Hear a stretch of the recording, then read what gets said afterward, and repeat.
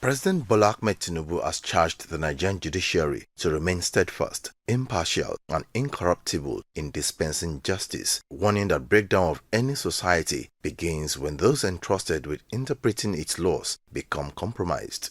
Speaking when he declared open the Economic and Financial Crimes Commission (EFCC) and National Judicial Institute (NJI) workshop for justices and judges in Abuja, President Tinubu, who was represented by his deputy Kashim Shettima, said the moral foundation of the Nigerian nation rests squarely on the integrity of its judicial system. He said his administration is committed to improving the welfare and working conditions of judicial officers, noting that recent remuneration reviews were part of a broader effort to strengthen judicial independence. As an administration, we have prioritized public accountability by strengthening the anti-corruption agencies and according them the needed independence to execute their statutory mandates. This enabling environment is evident in the impact that has been made in the last 2 years. The EFCC, for example, has recorded over 7,000 convictions in the first 2 years of the present administration and recovered assets in excess of 500 billion naira. We are equally working within the boundaries of separation of powers to support the judiciary in improving the working conditions of judicial officers. Chief Justice of Nigeria and Chairman of the Board of Governors of the National Judicial Institute (NJI), Honorable Justice Kudirat Kekereekun, charged judicial officers to be deliberate in applying the relevant constitutional tools at their disposal while exercising firm control over proceedings.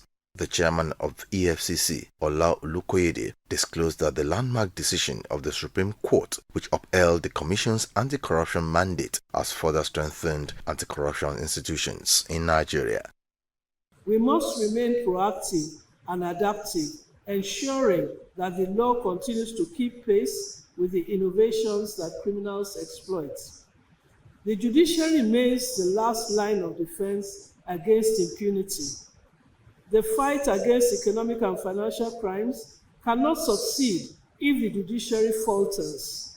Each ruling, each judgment carries implications that extend far beyond the courtroom.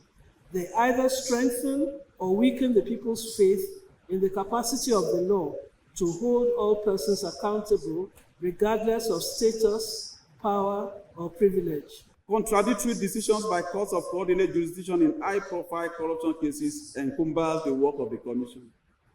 This is also the case where senior lawyers are allowed to store the arraignment of corruption suspects through frivolous applications. These antics leave society with suspicion that the courts and the prosecution are not keen about justice. This feeds into the theme of the workshop, enhancing justice in the fight against economic and financial crimes. It is a clarion call to interrogate the absurdities obstructing the flow of the will of justice.